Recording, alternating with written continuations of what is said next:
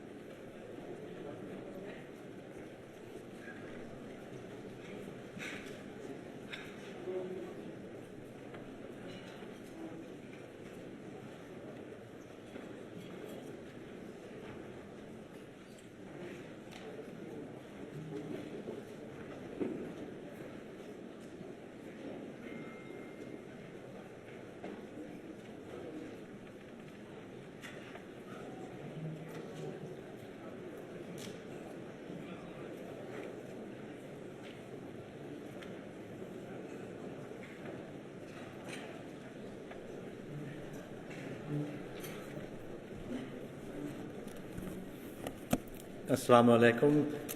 Ladies and gentlemen, may peace and blessings of God be upon you. We will now start the formal programme for the National Peace Symposium 2018. A quick announcement before we begin that there's fire exits in this building are to my right and the left and on the two doors on the side here. Could I also make a request that no mobile phone filming to be taken during the proceedings? We will now start the programme with the recitation of the Holy Quran by Abdul Manan Salam and the translation in English by Mubashir Ahmed Zafri.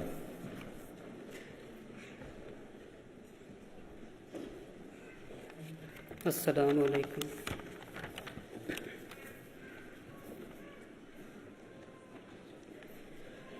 أعوذ بالله من الشيطان الرجيم.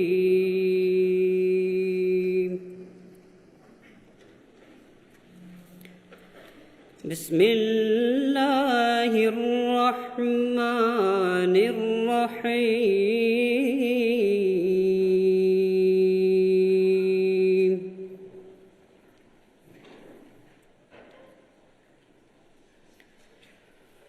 أذن للذين يقاتلون بأنهم ظلموا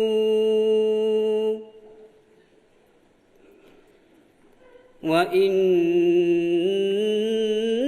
الله على نصرهم لقدير.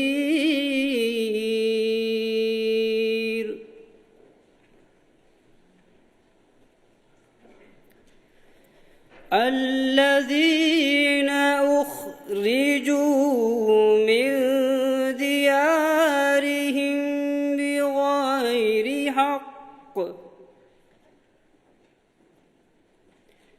بغير حق إلا أن يقولوا ربنا الله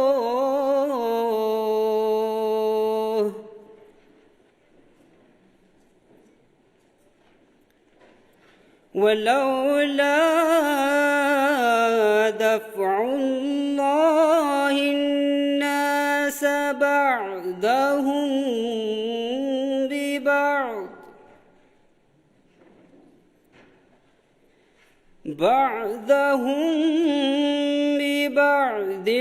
لهدمت صوامع وبيع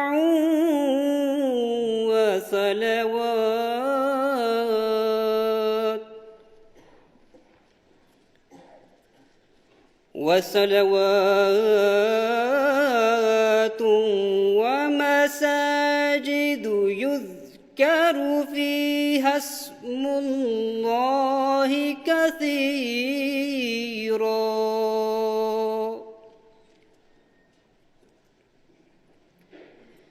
ولينصرن الله من ينصره إن الله لقوي عزيز.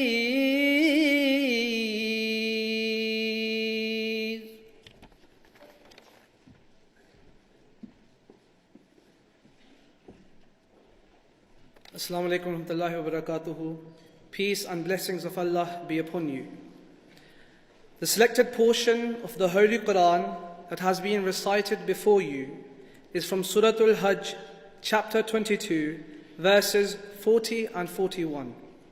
The English translation of the recited verses is as follows.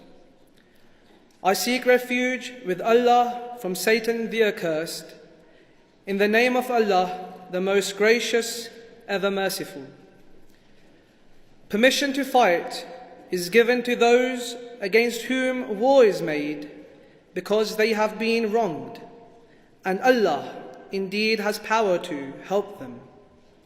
Those who have been driven out from their homes unjustly only because they said, Our Lord is Allah, and if Allah did not repel some men by means of others, there would surely have been pulled down cloisters and churches and synagogues and mosques, wherein the name of Allah is oft commemorated.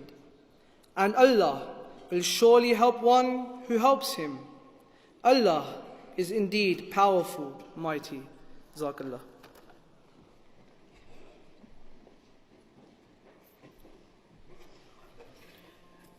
I would now like to invite Mr. Rafiq Hayat, the National President of the Ahmadiyya Muslim Community UK, to give the welcome remarks. Mr. Rafiq Hayat.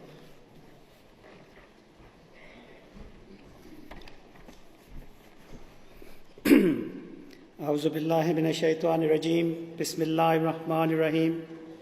Most beloved Hazur, respected parliamentarians, worshipful mayors, Your Excellencies, Lords, ladies and gentlemen, Assalamu alaikum wa rahmatullahi wa barakatuhu.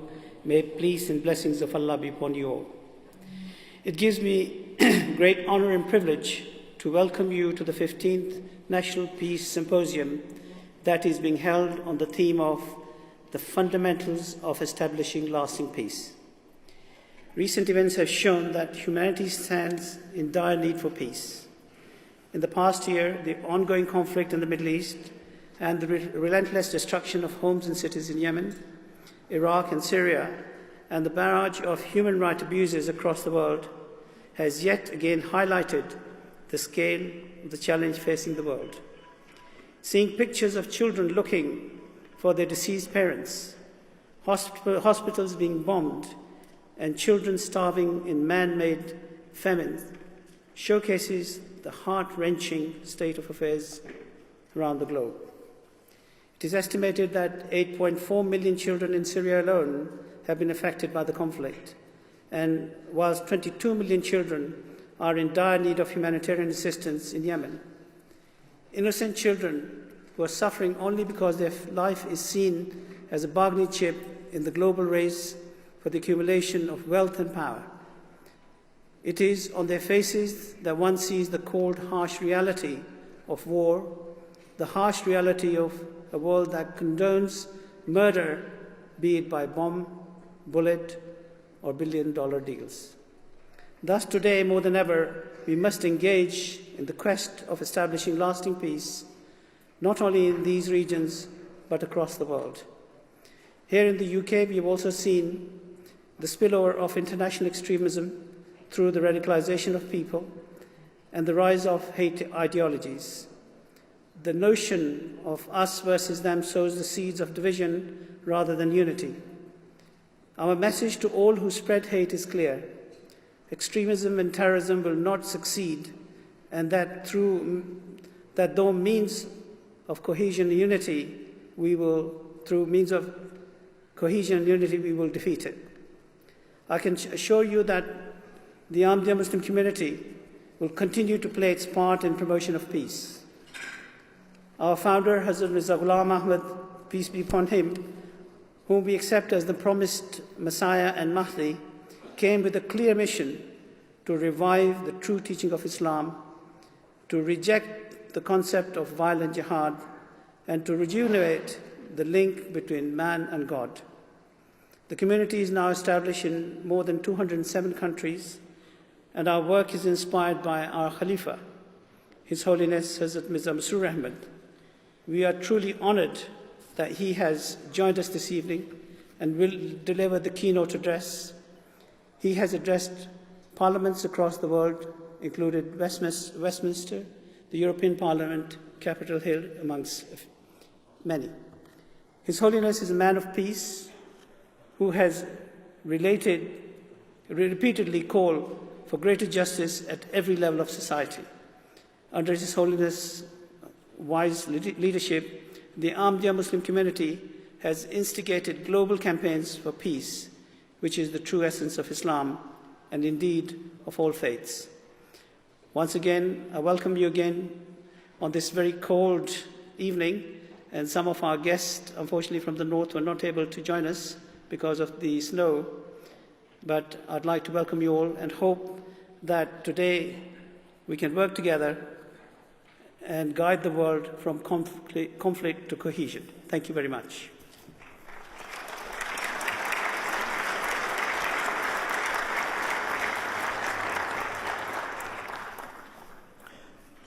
We have a number of honoured guests with us this evening, and time would not permit all of them to speak, and I would like to pay acknowledgement to some of those, in particular Mr. Mustafa Abdul Hamid, who's the Minister of State in Ghana, the Right Honourable Chris Grayling MP, who's the Secretary of State for Transport, Lord Ahmed of Wimbledon, the Foreign Office Minister for the UN and Human Rights, Baroness Emma Nicholson of Winterbourne, the Right Honourable Tom Brake MP, Paul Scully MP, Sir Edward Davey MP, Right Honourable Dominic Grieve MP, and also we have a number of representatives from various boroughs across the UK, Councillor Marcy Skeet, the Mayor of Merton, Councillor Leslie MacDonald, the Mayor of Wandsworth, Councillor Simon Woodruff, the Mayor of Ealing, Councillor Ifti Chaudhry, the Mayor of Runnymede, Councillor Tony Battle, the Mayor of Coleshill Town Council, and Councillor Liz Frost,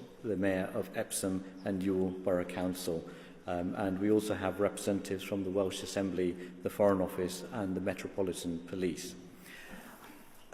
We would like to now invite a couple of our guest speakers to address the Peace Symposium, and I would like to first introduce our first speaker, Dr. Aaron Rhodes, who is the President of the Forum for Religious Freedom in Europe. Dr. Rhodes is a good friend of the community and has spoken at a number of our events, most recently at the United Nations in Geneva. And he is a passionate servant of human rights and the cause of peace and social harmony. I'd like to invite Dr. Aaron Rhodes.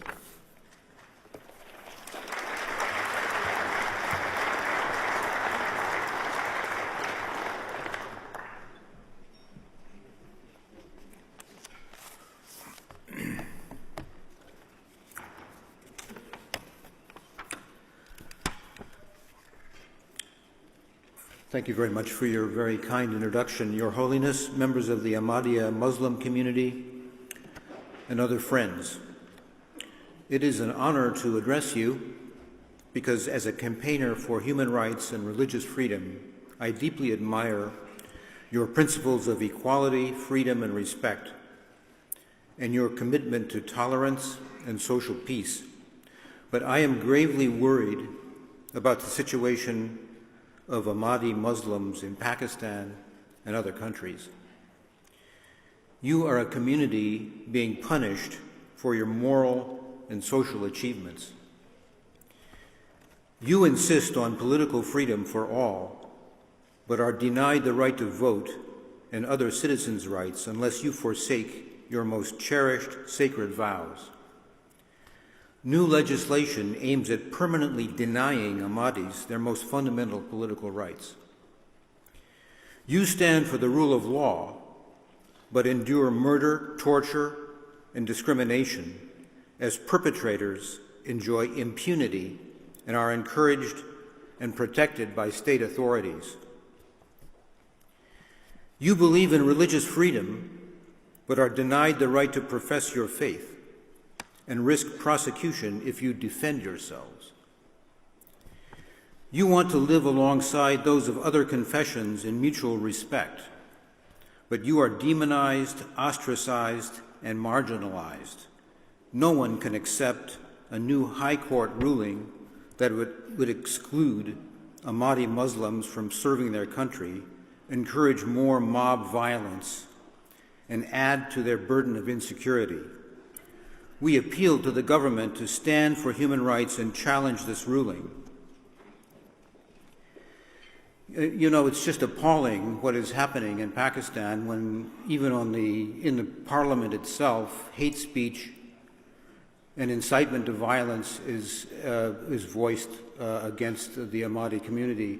And unfortunately, there has not been very much political outcry against this around the world. Our job as human rights defenders is to not simply criticize state authorities. We are there to assist the state to abide by its international human rights communities. Along with members of the International Human Rights Committee and other human rights defenders, I have seen these things myself. We have looked into the eyes of families whose loved ones have been murdered, whose clever children are pushed down in school. We have heard the heartbreaking testimonies of women who are excluded from normal social activities, all because they want to follow their conscience. And I'd like to draw your attention to a report which is available to anyone who, we have many, many copies here available to anyone who wishes to take one. This is the report about our fact-finding mission last year, in which we spoke to about 200 or 300 people and got, I think, quite a clear and objective picture of what's going on.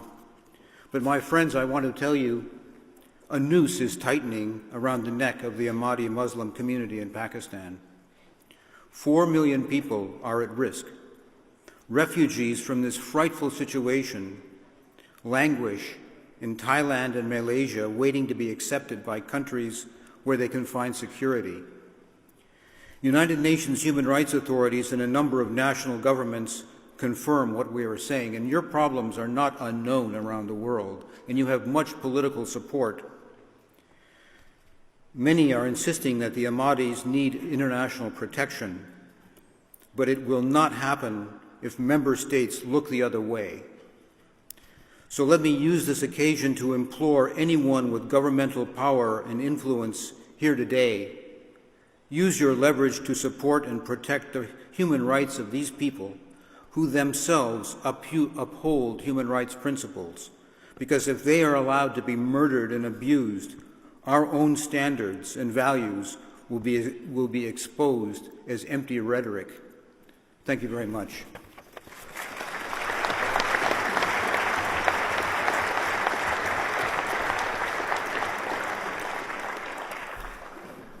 Thank you. Our next speaker has travelled all the way from Italy to be with us this evening. Dr. Luigi De Salvia is the Vice President of the World Conference of Religions for Peace in Europe. He is also a doctor, a lecturer, and has a passion for interreligious dialogue. And in 2008, together with medical colleagues, he founded an association focusing on interreligious cooperation in medicine. He is also a lecturer at the Faculty of Philosophy at the University of Rome. Dr. Luigi is a close friend of the Ahmadiyya Muslim community in Italy, and we welcome him on his first visit to the National Peace Symposium, and I invite him to say a few words. Dr. Luigi De Salvia.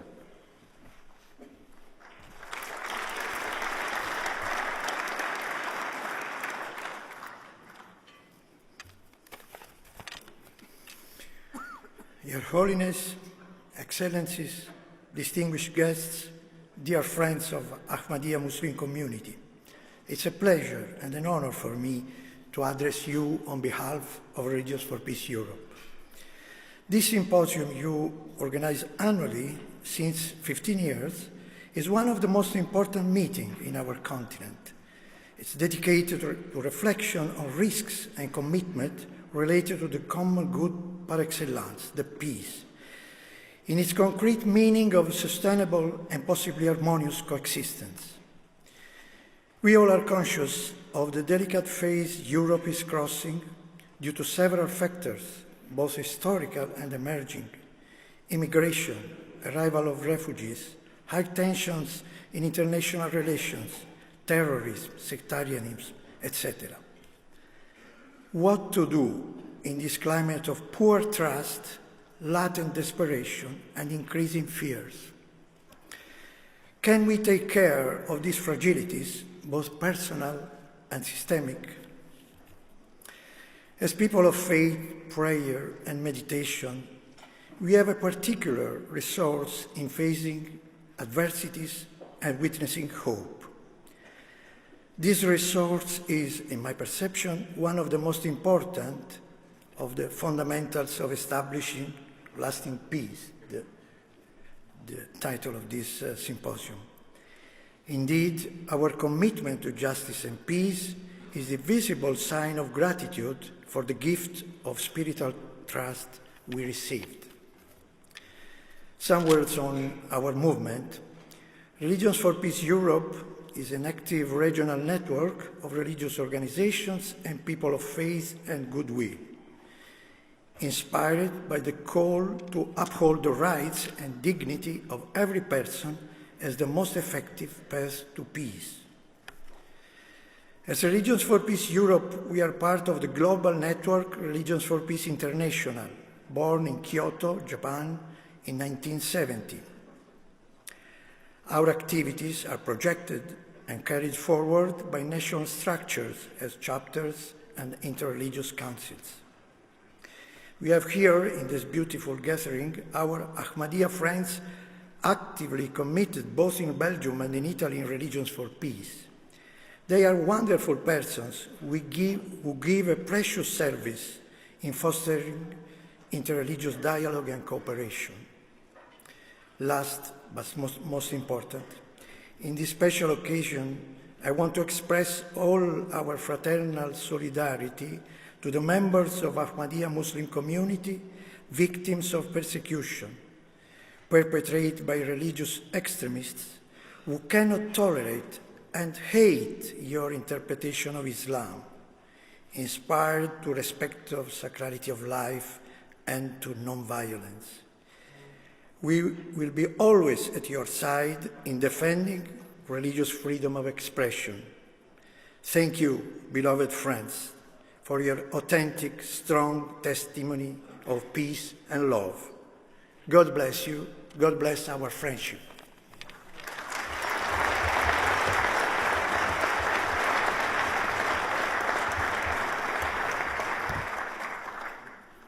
Thank you. At the event this evening, we have attendees from 27 countries around the world, as well as representatives of various diplomatic posts in the UK. And I would like to just pay acknowledgement to those embassies that are represented this evening from Honduras, Kosovo, Sri Lanka, Iraq, India, the United States of America, Canada, Japan, and Pakistan. And on the second page of the list, I also overlooked to mention and acknowledge the presence of a couple of dear friends of ours, the Right Honourable Justine Greening MP, former Secretary of State for Education, Stephen Alambritis, who's the leader of Merton Council, and Max Hill, who is the independent reviewer of counter-terrorism legislation. Ladies and gentlemen, we now have the presentation of the Ahmadiyya Muslim Prize for the Advancement of Peace that is awarded each year, and I would like to invite Mr. Rafiq Hayat to introduce the winner of the prize. Mr. Rafiq Hayat.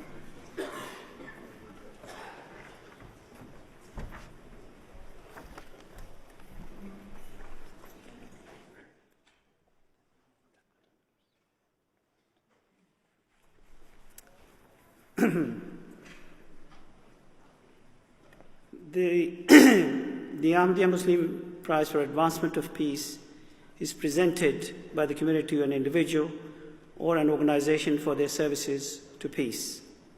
This will be our 9th award for the deserving candidates, and this year we're honored to award the work of Dr. Leonard Rochelle, who is a distinguished pediatrician from Moscow.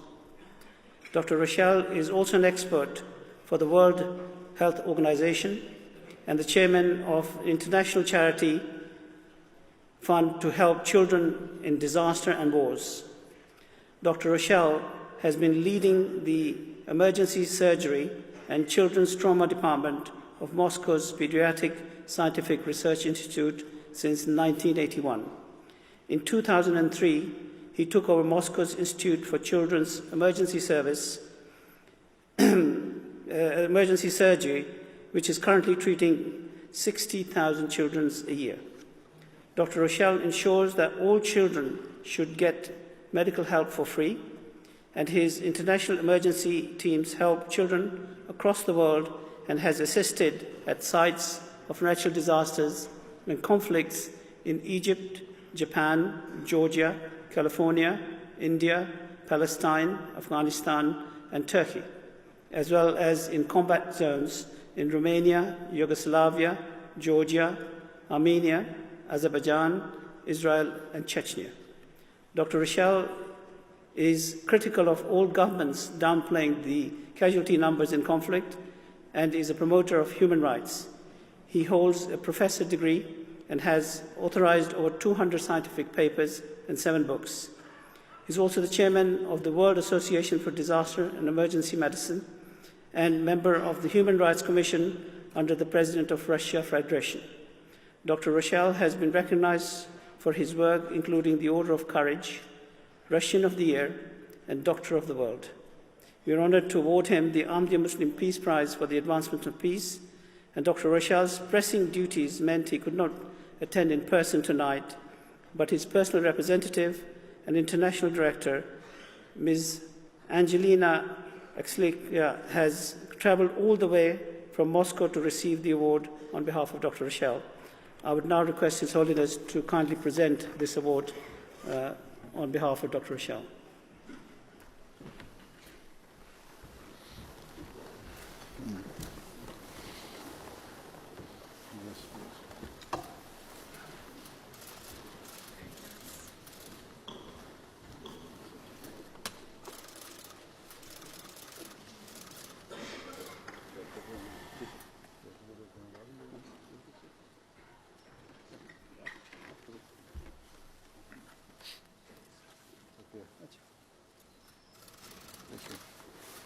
Thank you. Yes, please.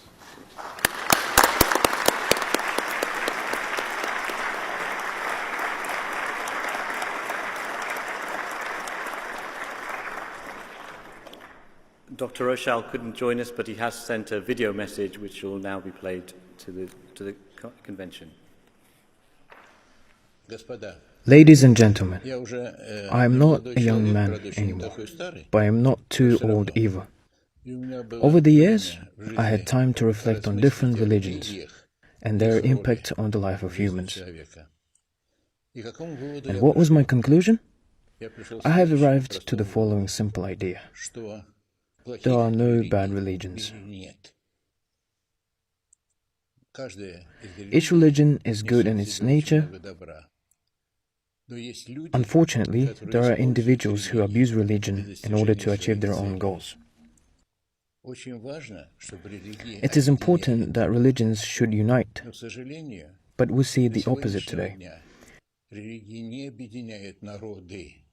Instead of bringing people together, they divide them.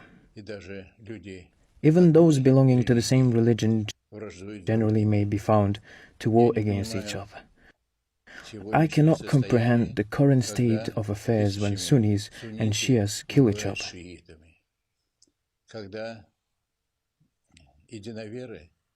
When fellow believers in Gaza and Palestine fail to find common ground, or Catholics and Protestants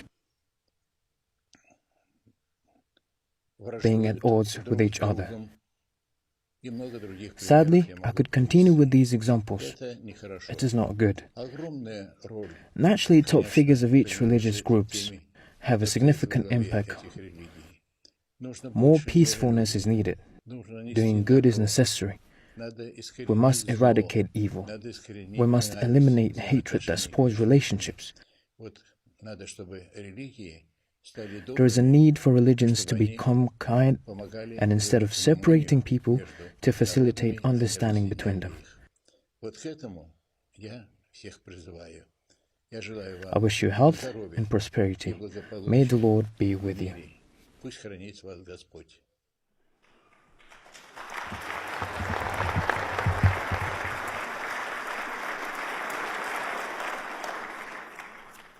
Dr. Rochelle's representative, Ms. Angelina Alexieva, has travelled all the way from Moscow to be with us this evening, and I would invite her to say a few words. Ms. Angelina Alexieva.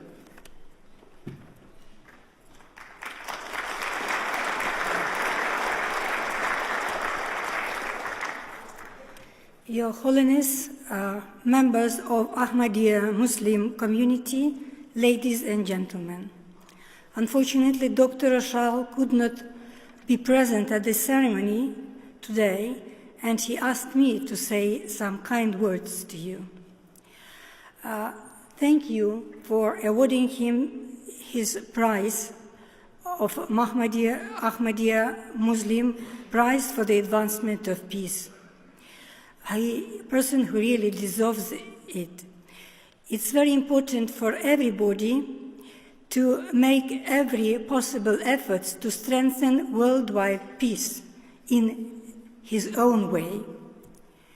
As you have heard, journalists of the world called him children's doctor of the world, and it's true, because his idea was to help injured children, victims at national and technological disasters, at war conflicts, at terroristic acts, to help them in the best way.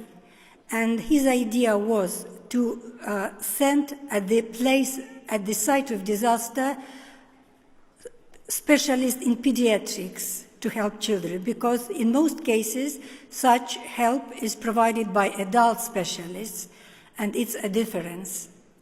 So, as statistics has shown later, he was right. And with such an approach, when a mobile team of pediatric specialists arrives at the site of disaster, when many children are injured, their work helps to significantly reduce mortality and mobility rate, disability, rate of amputations in limbs, amputation of limbs in children. And you understand how important it is for the growing person.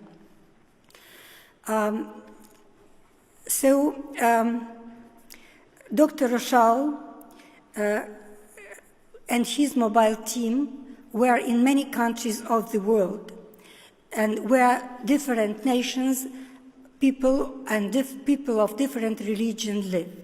And his guiding idea is to provide medical aid to children victims, irrespective of political or religious views of their parents.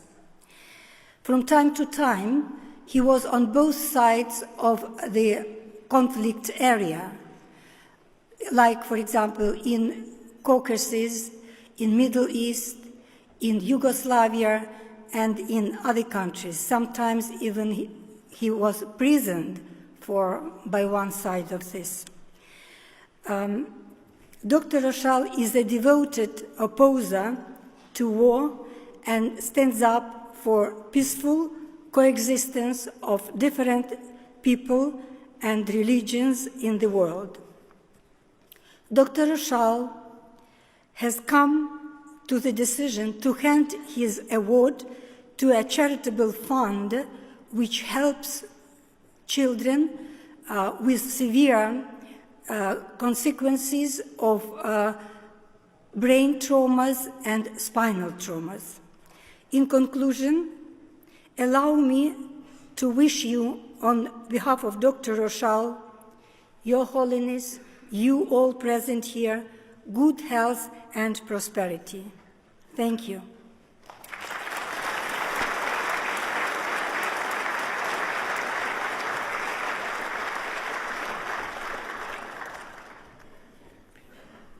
We now have the keynote address for the evening, and it gives me great honour to invite His Holiness Hazrat Mirza Masroor Ahmad to deliver the keynote address.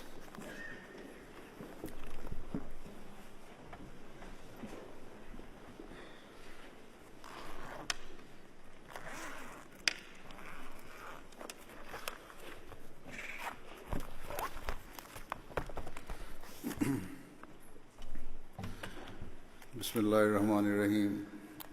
In the name of Allah, the gracious, ever merciful. All distinguished guests, Assalamu alaikum wa rahmatullahi wa barakatuhu.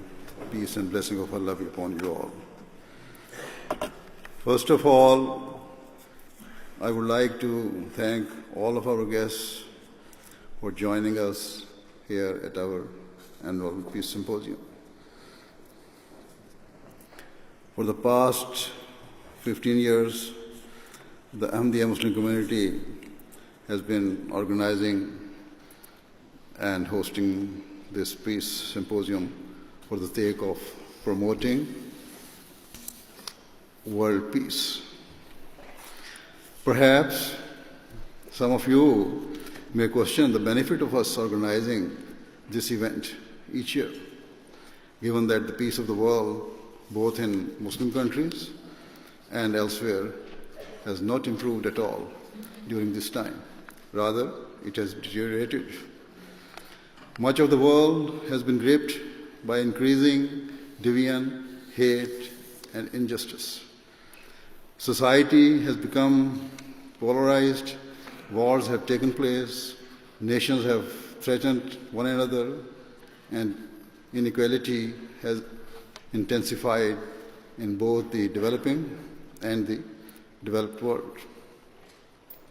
Given the situation, your question is quite valid.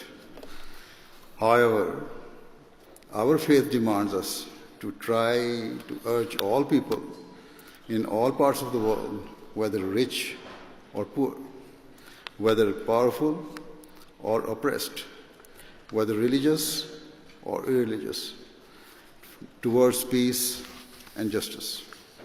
Hence, we will continue to play our role in making mankind realize its duty towards respecting and honoring basic human values. The core teaching of Islam are to fulfill the rights of our Creator and to fulfill the rights of our fellow human beings. With these brief words of introduction, I now wish to take this opportunity to speak about some matters that I consider to be of great importance in these turbulent times.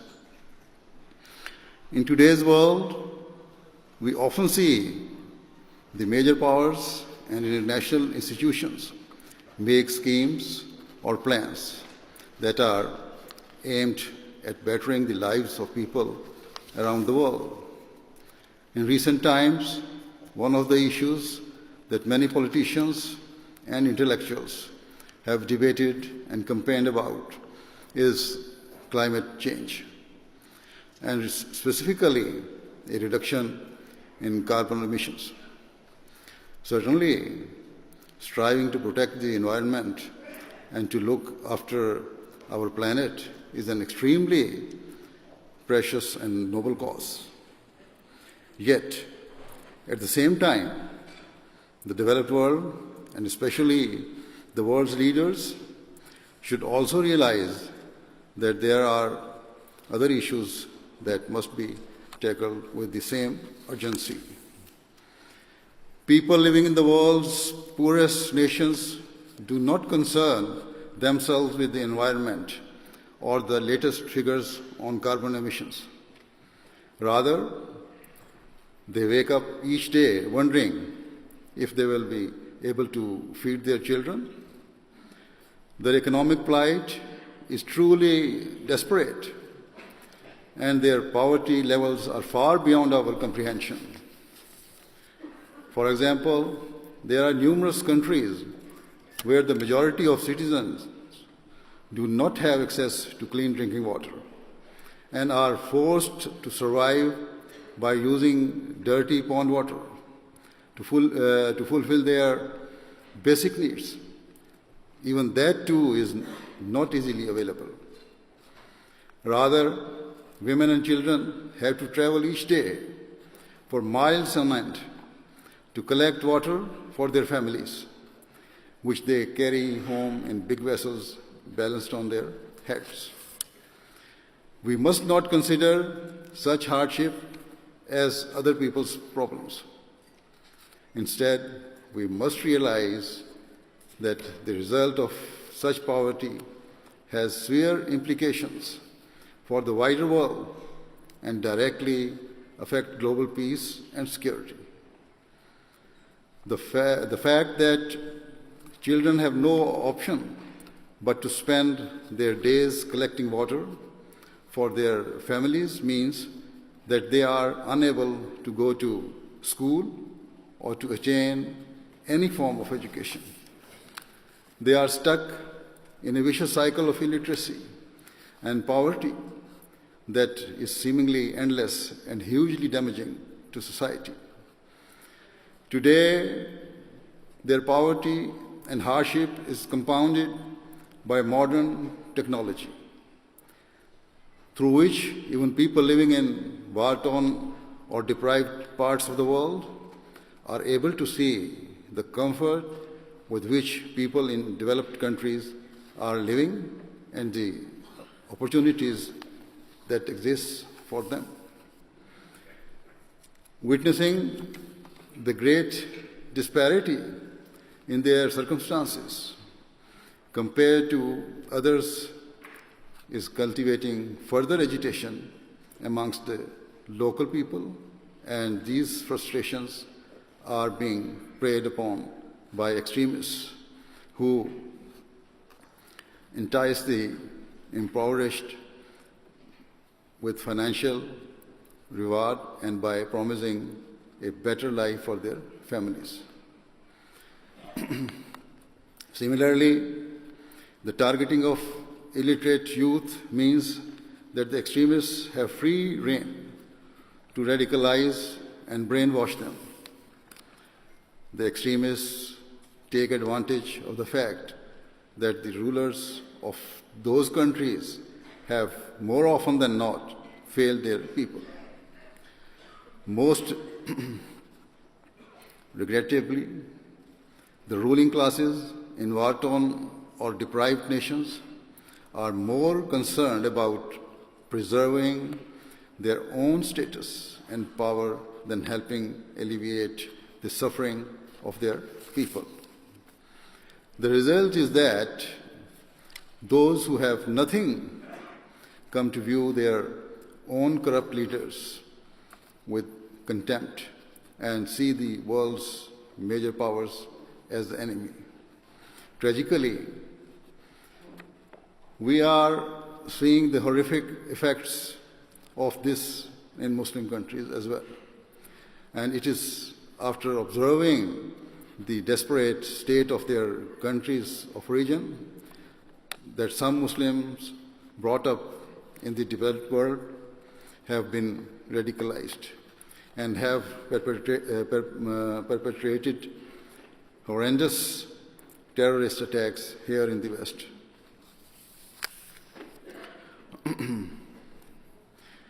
Hence, I firmly believe that if we truly wish to protect our world and to ensure we leave behind a legacy of opportunity for those who follow us, it is essential that every effort is made to raise the standards of the developing world. Poor nations must not be looked down upon. Rather, we should consider them as part of our family, our brothers and sisters. by helping the developing nations stand on their own feet, and by giving their people opportunities and hope, we will actually be helping ourselves and safeguarding the future of the world.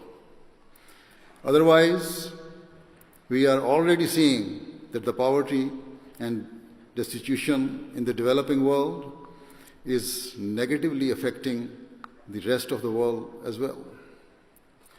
Furthermore, as a result of recent terrorist attacks and widespread immigration to the West, there has also been a dangerous rise in nationalism in many Western countries, evoking fears of the dark days of the past.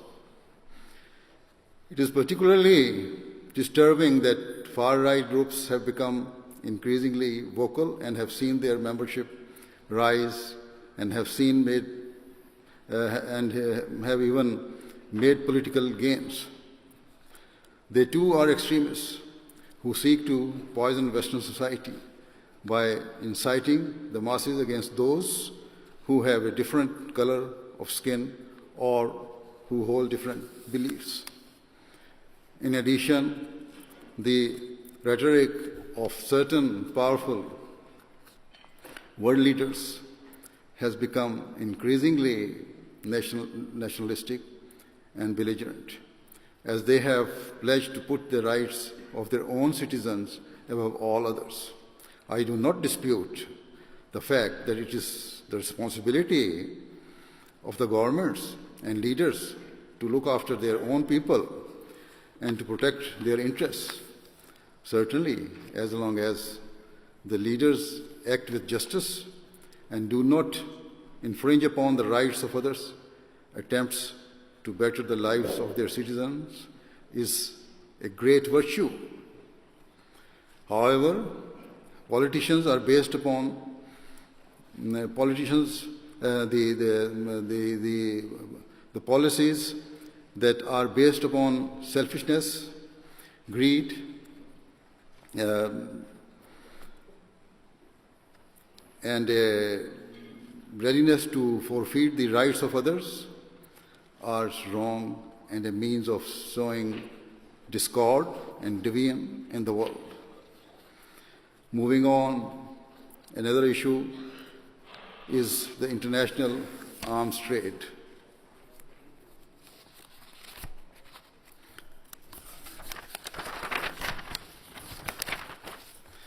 Today, the world considers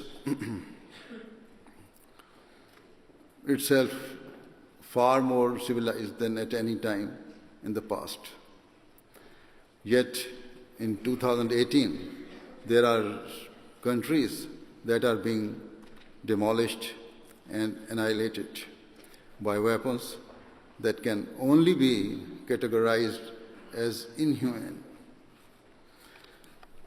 In countries like Syria, Iraq, and Yemen, government forces, rebels, and terrorist organizations are fighting one another.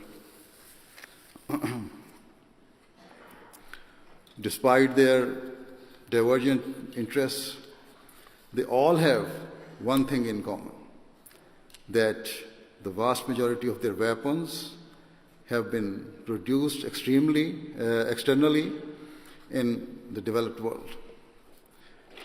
Quite openly and proudly, the major powers are trading arms that are being used to kill, maim, and brutalize innocent people.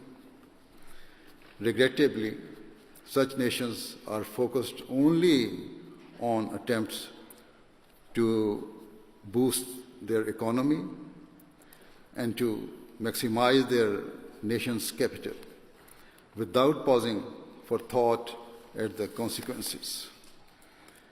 They desperately seek to attain the largest possible contracts to sell destructive weapons that, once fired, do not distinguish between the innocent and the guilty. They proudly sell weapons that make no exceptions for children, women, or infirm. They shamelessly sell weapons that engulf and obliterate towns and cities indiscriminately, whilst the economies of the selling countries may attain short-term benefit, their hands are covered in the blood of hundreds of thousands of people. Countless children are seeing their parents being killed in the most inhumane fashion, and all they can do is wonder why their parents have been taken away from them. Thousands of women are left widowed, hopeless, and vulnerable. What good can come of such devastation? All I see is a generation of children being pushed into the arms of those who seek to destroy the peace of the world. When a young child or a teenager sees their parents taken away from them in the most barbaric way, who can blame them for reacting? I mentioned before that extremists target those immersed in poverty, and they are also targeting those children or youths who have been brutalized by war. They recruit such youngsters in the knowledge that their minds are not yet mature and are easily manipulated into seeking bloody revenge through terrorism. Instead of being in school, getting an education so that they grow into decent, law-abiding citizens, the only education an entire generation of children is getting is how to master grenades or rocket launchers, how to do suicide attacks, and how to wreak havoc in the world. Moreover, some countries are unnecessarily involving themselves in conflicts taking place thousands of miles away by deploying their own soldiers or by pounding foreign lands with airstrikes. In many instances, it seems that the world has not learned from its past mistakes. It is widely accepted that the Iraq War of 2003 was unjust and based on false pretenses, whilst Libya has descended into chaos and become a hotbed of extremism since Western powers took action there some years ago. Despite this, big powers have not learned a lesson from this. Cities and towns have been razed to the ground. Thousands of buildings have reverted to dust. At the beginning, I mentioned that a major focus of the international community is climate change and a desire to keep the air that we breathe clean. Is there anyone who thinks that heavy bombardment has no effect on the atmosphere? Furthermore, if peace ever does prevail in the war-torn countries, their towns and cities will have to be rebuilt from scratch. And this in itself will be a huge industry that will cause an increase in harmful emissions and pollution.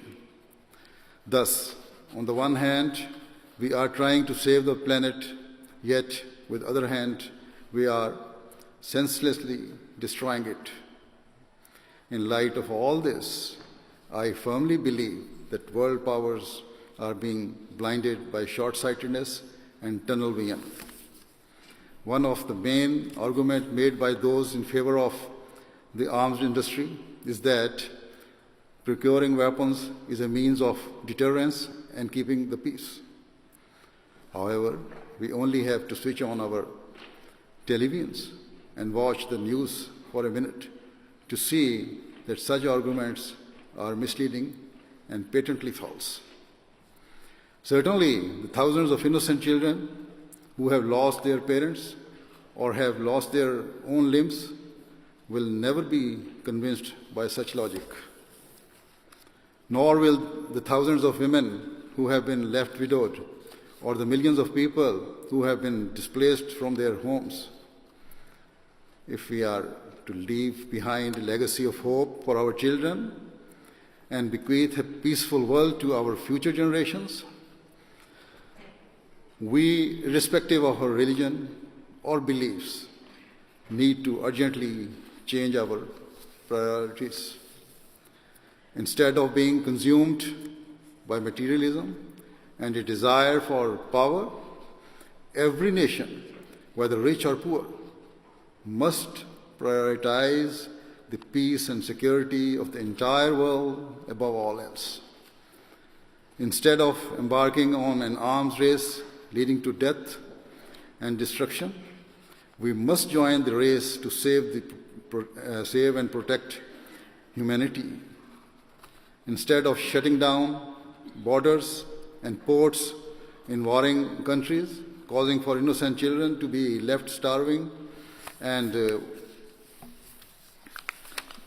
the sick being deprived of medical treatment, we must open our hearts to one another, knock down the walls that divide us, feed the hungry, and help those who are suffering.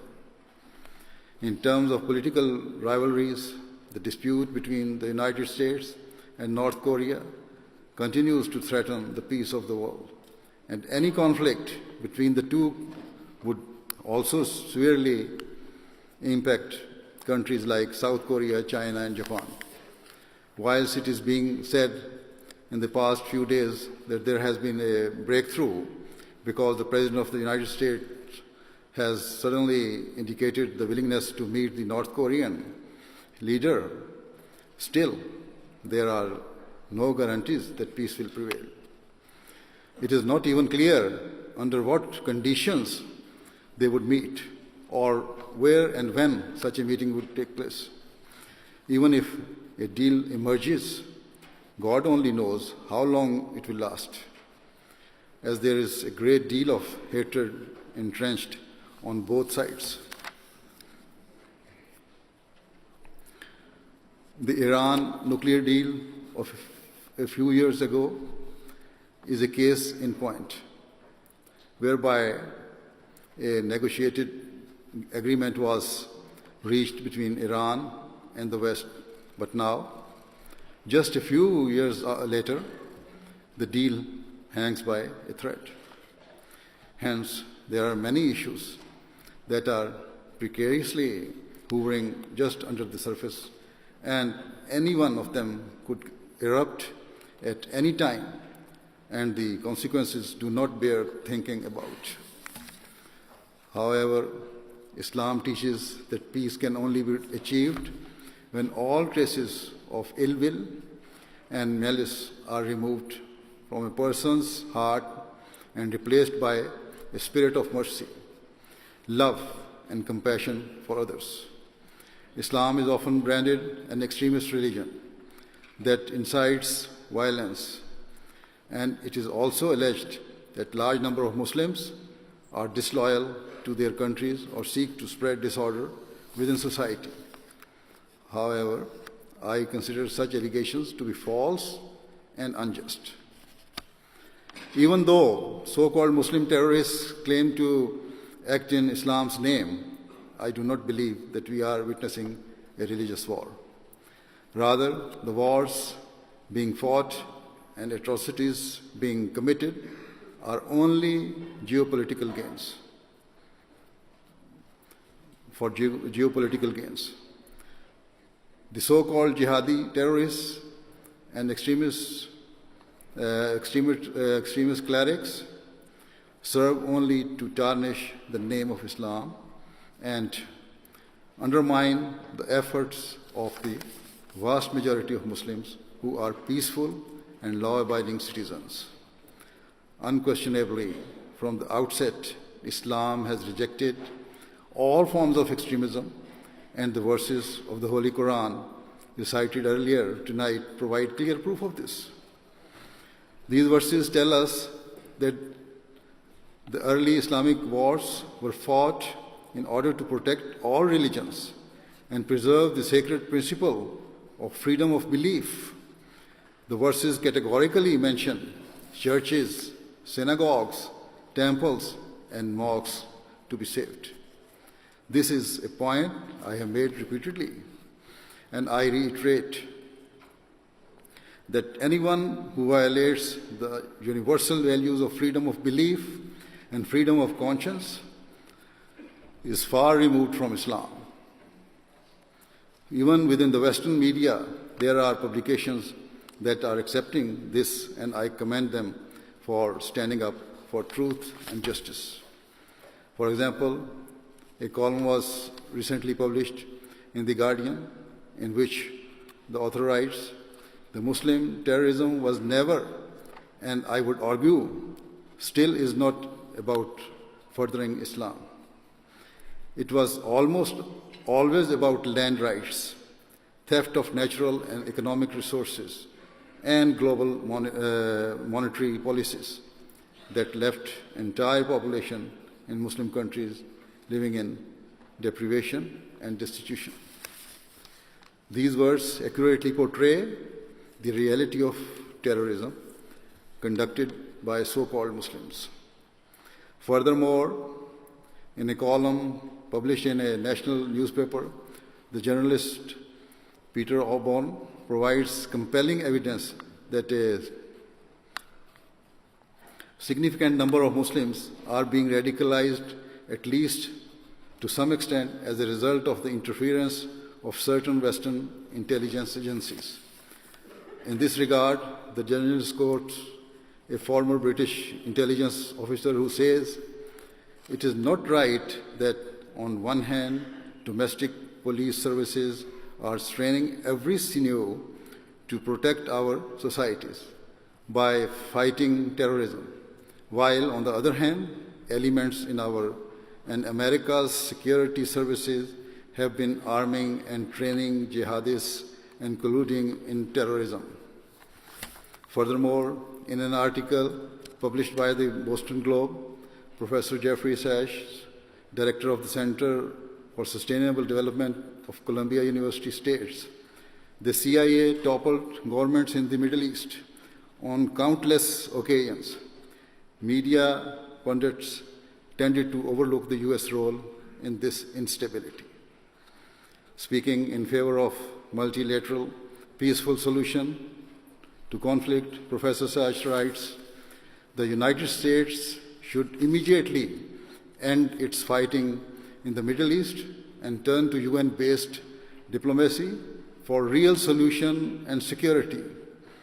There are many other columns published in recent times by non-Muslims that substantiate the fact that terrorist groups such as Daesh could not have thrived without external support. I am not saying that it is always wrong to intervene, but any action must be fair and proportionate, and self-interest must be set aside. Chapter 49, verse 10 of the Holy Quran states that the objective of any intervention should always be establishing long-lasting peace, and instructs Muslims to be just even with their adversaries. Thus, where Islam gave permission as a last resort to the early Muslims to fight a defensive war, it also instructed them to fulfill the requirements of justice and to never be swayed by vested interests or to transgress once peace was established. Certainly, this profound principle is just as beneficial today, both for Muslims and non-Muslims alike, that where force is required to stop an aggressor from inflicting cruelty, the action must remain proportionate and never enter the realm of seeking revenge or plundering the wealth of the vanquished. Once the aggressor returns to peace, they should not be deprived of their rights or taken advantage of in any way. Throughout his life, the Prophet of Islam, peace and blessing of Allah be upon him, sought to bring people together in peace and was never ready to forsake his own rights in favor of others. He was ever ready to forsake his rights, his own rights, in favor of others. Many non-Muslim writers and academics who have carefully studied Islam attest to the fact that the Holy Prophet Muhammad, peace and blessing of Allah be upon him, sought to unite communities and championed freedom of belief. For example, Peter Frank Copan, a senior research fellow at the University of Oxford, has mentioned the Holy Prophet, peace and blessing of Allah be upon him, in his book, The Silk Roads. The author explained how the Holy Prophet Muhammad, peace and blessing of Allah, sought interfaith harmony and dialogue and worked closely with the Christian and Jewish communities of the time. He speaks of the common ground between the religious communities in that era and of how the message of the Holy Prophet, peace and blessing of Allah be upon him, was one of conciliation. In one passage, the author refers to the period when Prophet of Islam, peace and blessing of Allah be upon him, was appointed as the administrative leader of the city of Medina. He writes, leading Jews in the town Medina pledged their support to Muhammad in return for guarantees of mutual defense. These were laid out in a formal documents that stated that their own faith and their possessions would be respected now and in the future by Muslims. He further writes, Muhammad, peace and be upon him, and his followers went to great lengths to assuage the fears of Jews and Christians as Muslim control expanded.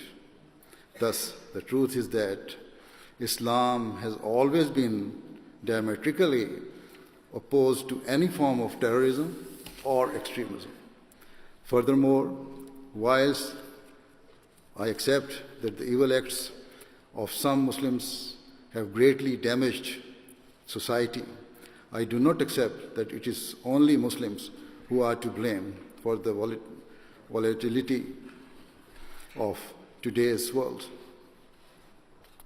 Many commentators and experts are now openly saying that certain non-Muslim powers and groups have also played a role in undermining peace and social cohesion. Suffice to say that now is the time that humanity distanced itself from the notion that only Muslims are to blame for the problems in the world. Furthermore, it is also high time that instead of prioritizing the advance of their political parties or governments, our leaders prioritize the future peace and prosperity of humanity. This is the way to bring about true peace in the world. At a broader international level, we must recognize the fact that force rarely leads to any long-term benefit. Thus, when dealing with North Korea, Iran, or any other country, the major powers should proceed with caution and wisdom and endeavor to listen to the concerns of each party. As one columnist I quoted mentioned, world powers should pursue diplomacy and prioritize a de-escalation in tensions. They should strive to negotiate peace deals and agreements that are not biased in favor of one side, but that address the concerns of all sides. Furthermore, once peace is achieved, we should let go of any past enmities or hatred and march forward together with the spirit of mutual respect and regard. Certainly, it is my firm conviction and belief that the single greatest example of forgiveness, benevolence, and mercy in the history of mankind is the blessed example of the founder of Islam, the Holy Prophet Muhammad, peace be upon him. For 13 years, he and his followers were subjected to the most brutal persecution imaginable and were driven out of their homes and forced to migrate from the city of Mecca. During that period, the Muslims were brutally martyred, physically and mentally tortured, and subjected to the harshest possible social deprivation. Muslims were forced to lie directly upon burning coals for long periods. Muslim women had their legs tied to different camels that were then made to run in opposing directions, literally wrenching their bodies into two separate parts. Yet, when the Holy Prophet Muhammad, peace be upon him, returned victoriously to Mecca, he did not take a single drop of blood in revenge. Rather, according to the command of Allah, the Almighty, he proclaimed that all of his tormentors and all those who had violently opposed Islam were to be instantly forgiven. He declared that under Islamic rule, all people would be free to practice their own religions and beliefs without any interference or cause for fear. His only condition was that each member of society remained committed to peace. He instructed that all people, no matter their caste, creed, or color, were to have their rights protected and be treated with respect at all times. This was the timeless and magnificent example of the Prophet of Islam, peace and blessing of Allah be upon him. And it is this spirit of compassion, grace, and mercy that Muslims and non-Muslims need to adopt in the world today. It is this spirit of forgiveness and benevolence that all nations, whether large or small, rich or poor, need to develop. Only then will long-term peace be attainable. With all my heart, I pray that mankind comes to recognize its duties to one another so that those who follow us remember us with pride and gratitude. Let us look to tomorrow and not just today. Let us save our future generation. May Allah grant us wisdom. I thank all of you once again for joining us here this evening. Thank you very much.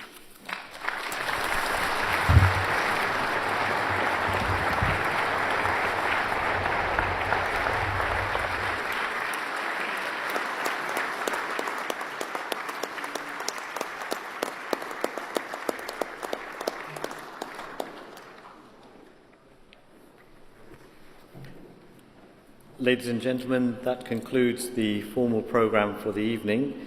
Before we partake in food, His Holiness will lead us in silent prayer. We pray by raising our hands. You may join us in any manner you feel comfortable. Please, silent prayer.